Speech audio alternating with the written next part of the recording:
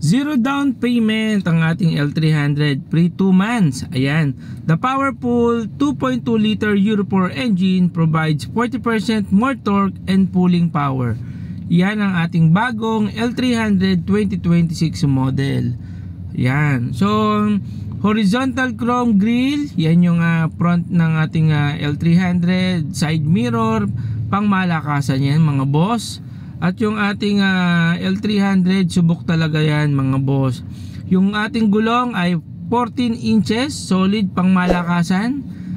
Kahit saan mo pa yan dalhin, hindi ka mapapahiya dyan. Yan ang ating L300 2026 model. So yan yung ating speaker. Akala mo nasa Araneta ka. Kung mapapakinggan mo yan, solid talaga yan mga boss. Yung ating window or yung ating bintana, yung ating lock, so yan pa rin yung ating previous. So matibay, subok at matatag na ang ating L300. Kaya saan ka pa mga boss. Then yung ating jack o yung ating hydraulic jack, nasa likod lang po yan ng upuan nakapwesto. Ayan. So yung tools or gamit nandyan din, pwede mong lagyan yan kahit ano. Yung ating L300, subok na talaga. Pinakamaganda rito, bata ka pa, bata pa ako, wala pa tayo sa mundo, may L300 na mga boss. Ayan. So check nyo na lang mga boss yung ating mga details or yung mga information ng ating L300. Yung ating steering wheel mga boss, ball and nut gear type with power steering yan mga boss. Kaya solid. Yung cambio po niyan, ganun pa din, nasa may gilid lang po, sa may right side.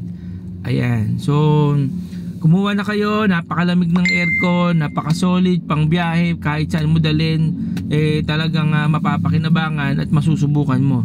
Yan yung ating likod. Ayan. So may kita mo yung likod with a tail light, brake light, tsaka yung reverse light. Ayan. So tara, pasukin natin yung ating loob. Para makita nyo, yan po yung laki ng ating L300. Kasya po dyan, 14-seater sa likod, 3 sa harapan. Yan naman yung lock or yung pintuan. So ayan, makikita nyo. So dito, kahit ano pwede nyo ikarga. Pwede kayo magsakay ng maraming tao, 14 yan, pang hardware, kung ano man yung business mo, LPG, water, kung ano man yan, talagang subok na subok at kayang-kaya ng L300 yan. Yung iba may ginagawa para tumatag yung pang ilalim ng L300. So sa aircon, ayan yung ating aircon, dual aircon po yung pine-present ko sa inyo. So naka-separate controller po yan. Meron pong controller yung likod dito sa may bandang gitna. Ayan. So malamig po yan. Naka Mitsubishi yan, mid-air. Ayan ang ating aircon. So dito naman sa likod, meron dyan na maliit na ilaw. Kung gusto mo lang ng konting liwanag, pero yung iba dyan, pinupormahan yan, dinidiskartehan para mas lumiwanag yung likod. So dito, pakita ko lang po mga boss kung paano i-fold yung upuan. Ayan, makikita nyo, napakadali lang, kaya hindi kayo mahihirapan. Yung pang ilalim po natin, yan yung spare tire. Yung iba mas sinisecure yan, nilalagyan ng kadena para hindi matira ng mga kawatan.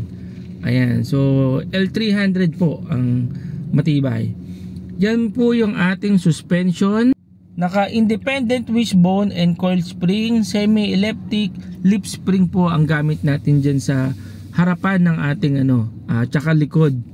Yan naman po yung aircon. Naka mid-air nga po tayo. So may kita nyo yan sa left side, right side, may ganyang fan blower or fan motor ng air condition. So yun lang mga boss.